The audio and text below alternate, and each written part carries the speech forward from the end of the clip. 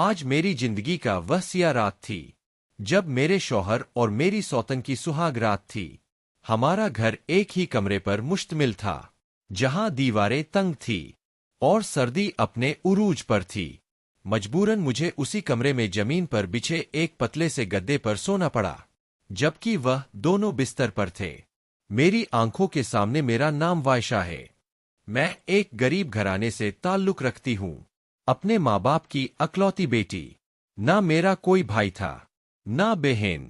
जैसे ही मैं जवानी की दहलीज पर कदम रखा, मेरे वालिद को मेरी शादी की फिक्र लाहिक हुई। कुछ दिनों बाद मोहल्ले की एक खाला ने रिश्ता लाया। लड़के का नाम आमिर था, जो देखने में खूबसूरत था। उसका कारोबार भी अच्छा चल रहा था। मेरे अब्बा को यह रिश्ता पसंद आया, सो उन्होंने हामी भर ली और यूं मैं आमिर की दुल्हन बनकर उसके घर चली गई। लेकिन शादी के 10 साल तक जो कुछ मेरे साथ हुआ, अल्लाह किसी दुश्मन के साथ भी ना करे। 10 साल बाद जब मेरी सौतन जैनब मेरे सर पर सवार हुई। हमारे मुआशरे में दरमियाने तबके के लोग पहली बीवी के होते हुए दूसरी शादी क्यों करते हैं? सबसे बड़ी वजह यह समझी जाती है कि शादी औलाद के लिए की जाती है। लेकिन मेरे शौहर ने यह शादी औलाद के लिए नहीं की थी। रात हुई तो आमिर ने मुझसे कहा, उएशा तुम बाहर चली जाओ। मैंने हैरत से पूछा, क्या हुआ? बाहर तो सर्दी बहुत है, मैं कहाँ सोऊंगी?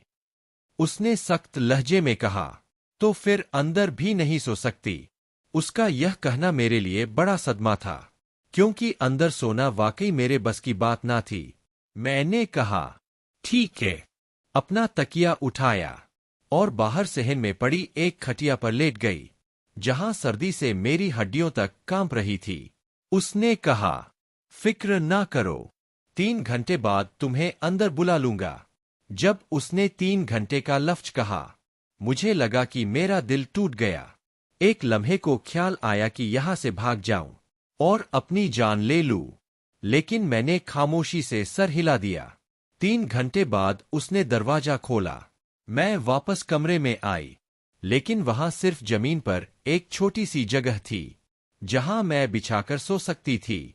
यह बाहर की सर्दी से बेहतर था, सो मैं लेट गई। बाएं तरफ देखा तो जैनब मुझे घूर रही थी। उसकी आंखों में आंसू थे, लेकिन उसकी आंखों में आंसू क्यों? इस घर की सारी तकलीफें तो मेरे नसीब में लिखी गई थी, फिर वह क्यों रो रही थी? हम एक छोटे से फ्लैट में रहते थे। बरसों से हमारे यहाँ औलाद न हुई थी।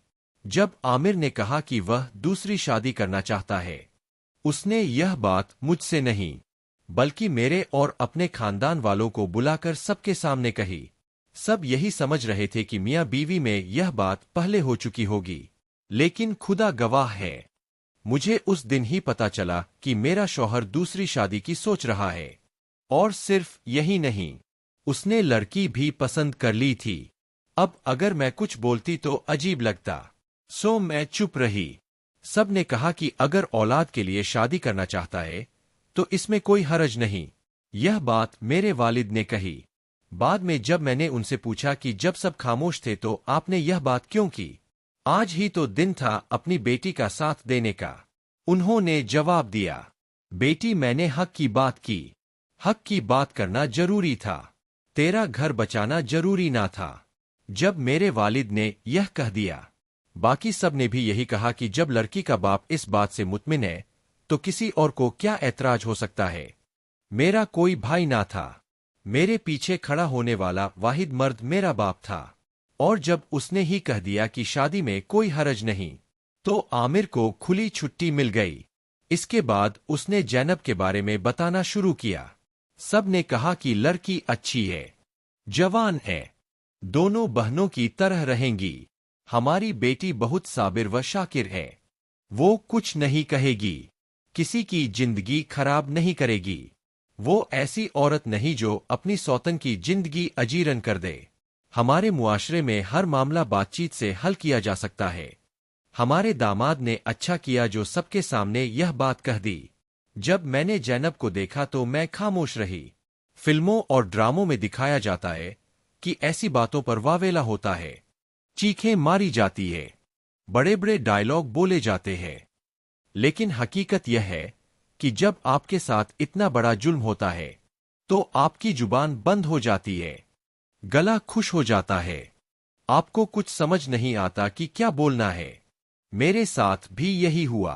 आमिर ने दुनिया वालों के सामने तो कह दिया कि वह औलाद के लिए शादी कर रहा है, लेकिन वह अच्छी तरह जानता था कि बाज नहीं थी।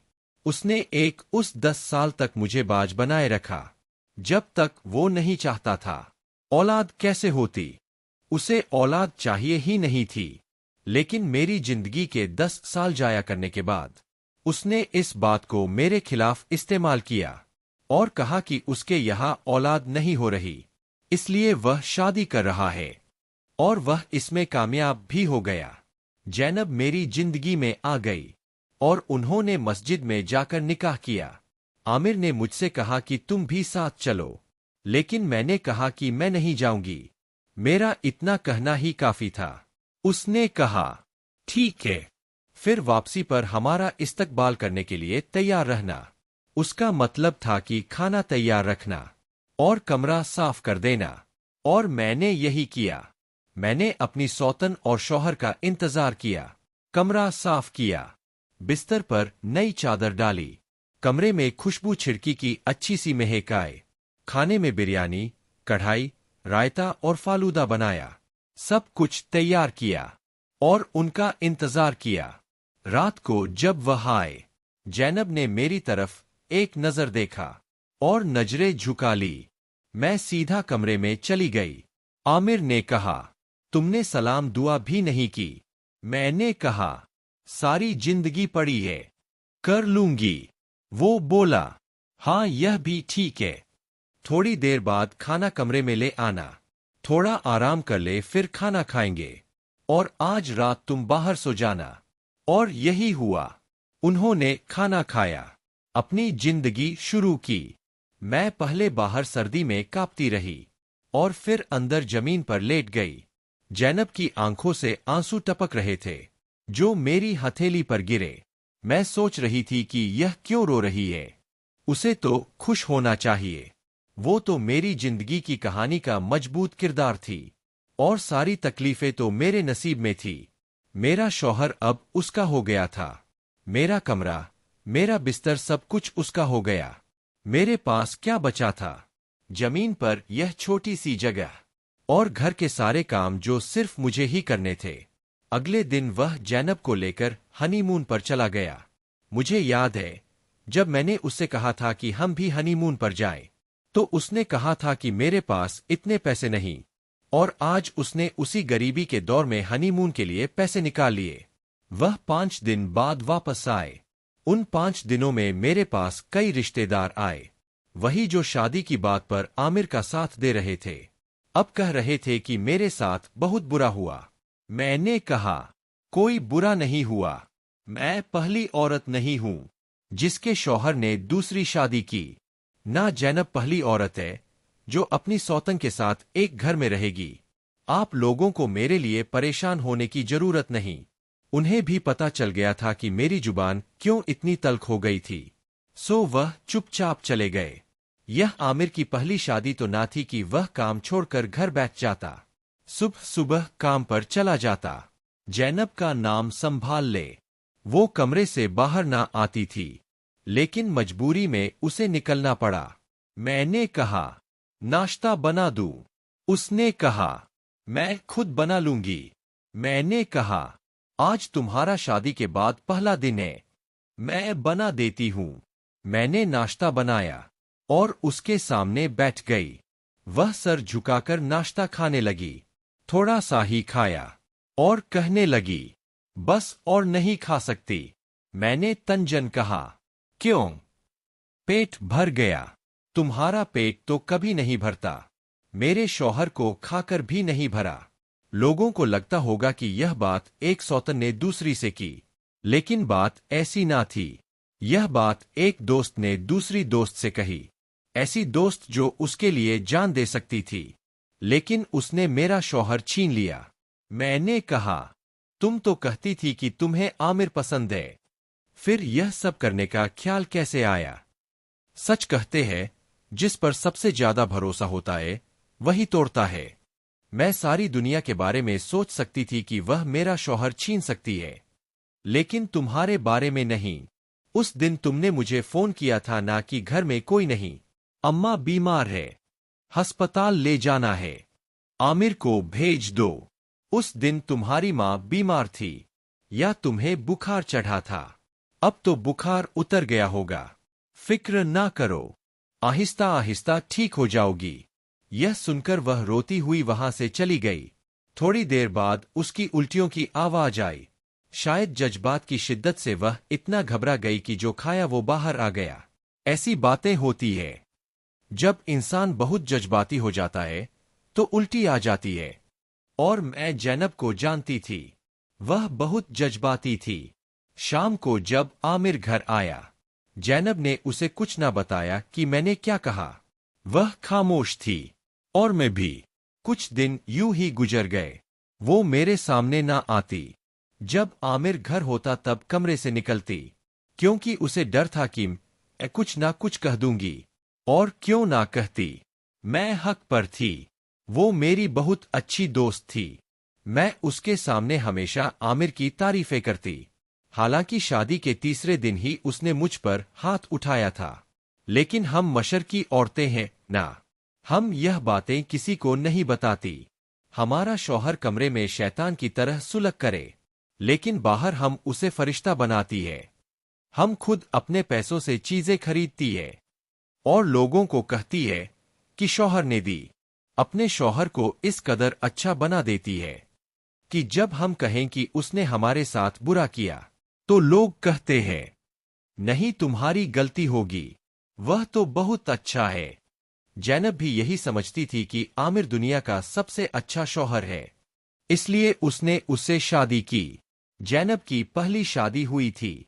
अभी 3 महीने भी ना गुजरे थे कि उसे तलाक हो गई। उसे लगा कि आमिर जैसा अच्छा मर्द मिलना मुश्किल है, सो उसने उस पर डोरे डाले। वो उसे आसान शिकार लगा होगा। एक दिन बातों बातों में जैनब से मेरी बहस हो गई। वो कहने लगी, तुम्हें औलाद ना हुई, इसलिए आमिर मेरे पास आया। मैंने कहा, तुम्हें लगता है मैं बाज हूं? मैं बिल्कुल ठीक हूं। औलाद ना होने की वजह आमिर है। उसे औलाद से नफरत है। तुम्हारे यहां भी नहीं होगी। उसे बच्चे पसंद नहीं। यह सुनकर जैनब हैरान रह गई। हर रात मैं बाहर सोती, सर्दी बर्दाश्त करती। अब तो बस इंतजार था कि सर्दियां खत्म हो। 2 घंटे बाद वह मुझे अंदर बुला लेता, कहता, आकर सो जाओ। जब से जैनब आई, आमिर ने मेरी तरफ देखा तक ना था।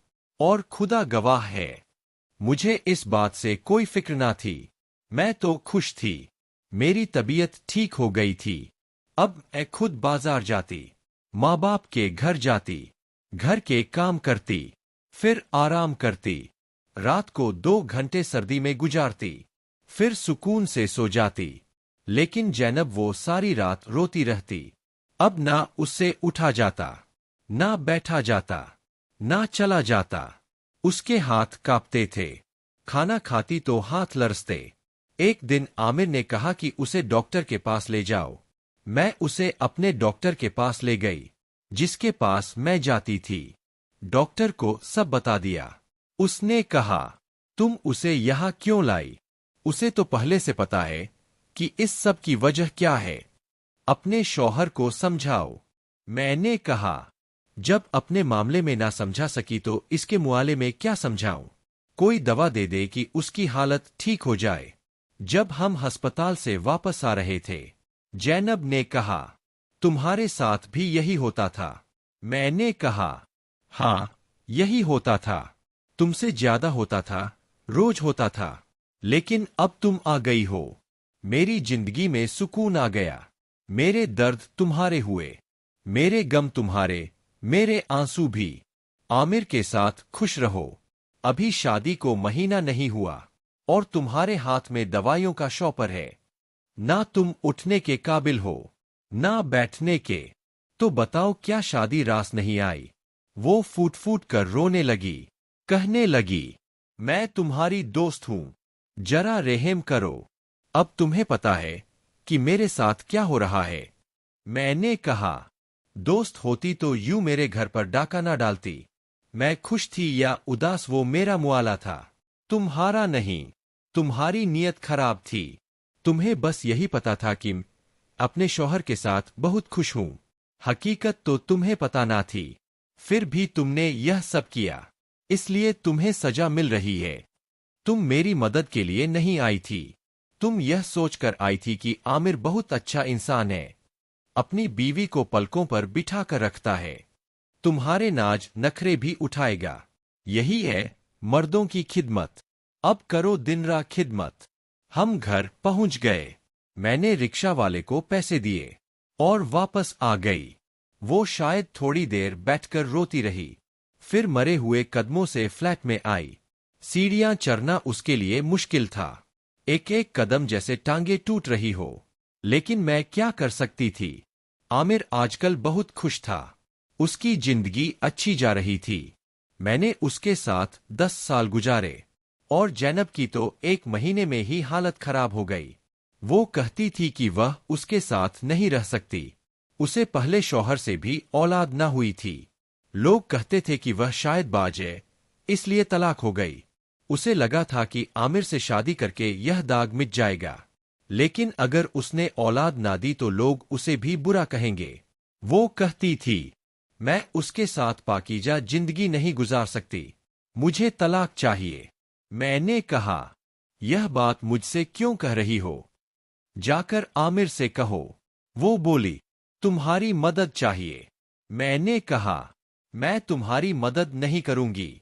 तुम यहां रहो या जाओ, मुझे कोई परवाह नहीं। शादी के बाद सिर्फ जैनब के घर जाती थी, क्योंकि वह मेरी मां के घर के सामने रहती थी। मैं आमिर की तारीफें करती इतनी कि एक दिन उसने मजाक में कहा, तुम्हारे शौहर का कोई भाई नहीं। मैंने कहा, होता तो तुम्हें जरूर बताती, लेकिन यह सब झूठ था। मेरा शौहर दुनिया का सबसे बुरा आदमी था। उसका दिमाग सिर्फ एक तरफ चलता था। वह इसलिए बच्चे नहीं चाहता था, क्योंकि उसकी घटिया सोच थी कि अगर औरत का बच्चा हो जाए तो वह मर्द के किसी काम की नहीं रहती। इसी सोच की वजह से उसने मुझसे 10 साल तक बच्चा न होने दिया, और जब उसका दिल मुझसे भर गया तो वह जैनब को ले आया। अब वही सब कुछ जैनब के साथ कर रहा था जो मेरे साथ किया था। मेरे अंदर अब कुछ न बचा था। मेरे हाथ भी कांपते थे। डॉक्टर कहते थे कि औरत या मर्द के हाथ कब कांपते हैं, वह खुद ही बेहतर जानते हैं कि किस चीज की वजह से यह होता है। लेकिन मेरी जिंदगी आधी गुजर चुकी थी। जैनब यहां 10 साल नहीं गुज आना चाहती थी। वो अभी से भागना चाहती थी। तलाक की बातें कर रही थी। अब उसकी आमिर से लड़ाई शुरू हो गई। एक दिन जब लड़ाई हुई, आमिर ने उसे कमरे से निकाल दिया। अब जैनब के पास 2 रास्ते थे, या तो वह वापस अपने घर चली जाए, या फिर यहां रहे और यह सब बर्दाश्त करे। मेरी तबीयत फिर खराब होने लगी, जो बड़ी मुश्किल से ठीक हुई थी। हम दोनों की हालत खराब थी, और हम दोनों जानती थी कि हमारे साथ क्या हो रहा था और आगे क्या होने वाला था। एक दिन जैनब मेरे पास आई, कहने लगी, तुम्हारी दोस्ती का वास्ता, मेरी गलती मुफ कर दो। मैंने तुम्हारे घर पर डाका नहीं डाला। तुम्हारा घर तो पहले ही बसा हुआ ना था। क्या तुम इसे घर कहती हो? मेरी मदद करो। उसने मेरा हाथ पकड़ा। मेरी आंखों में भी आंसू आ गए। वो बोली, मुझे पता है तुम भी तकलीफ में थी, और अब भी हो। हमारी जिंदगी यूं ही गुजरती रहेगी। खुदा के लिए अगर तुम मेरा साथ दोगी तो सब ठीक हो जाएगा। मैंने कहा, मैं तुम्हारा साथ नहीं दूंगी। 3 हफ्ते यूं ही गुजर गए। एक दिन आमिर ने कहा, चलो आज इमारत की छत पर जाकर बैठते हैं। हमारे फ्लैट सिस्टम में छत सबकी मुश्तरक थी। लोग वहां जाकर बैठते थे। हमारा फ्लैट करीब था, सो हमारे लिए आना जाना आसान था। मैंने चाय बनाई। हम तीनों छत पर गए। थोड़ी देर बाद इधर उधर घूमने लगे, चक्कर लगाने लगे, और 2 घंटे बाद हम एम्बुलेंस में बैठे थे। आमिर का पांव फिसला और वह छत से नीचे गिर गया। वह इस दुनिया में ना रहा। मौके पर ही चला गया। लोग हमारे साथ खड़े तसल्लियां दे रहे थे और हम रो रहे थे। टीवी पर खबर चली कि एक शख्स छत से गिरकर मर गया, पीछे 2 बीवियां छोड़ गया। सबके लिए यह खबर अजीब थी कि एक शौहर की 2 बीवियां थी और वह अब बेवा हो गई। यह फ्लैट आमिर ने खरीदा था, हम दोनों के नाम पर था। पता चला कि उसके बैंक में भी काफी पैसे थे। हमने फ्लैट बेच दिया और यहां से दूर चली गई। कुछ दिन बाद मालूम हुआ कि जैनब मां बनने वाली है। उसने कहा कि वह उस बच्चे को जन्म देना चाहती है। शायद आमिर ने हमेशा जिस बात का ख्याल रखा, इस बार वह लापरवाह हो गया था। आज हमारा एक बेटा है जिसे हम एक अच्छा इंसान बनाना चाहते हैं। हम अपनी जिंदगी बहुत अच्छे तरीके से गुजार रहे हैं। हमारी जिंदगी अब सुकून से भरी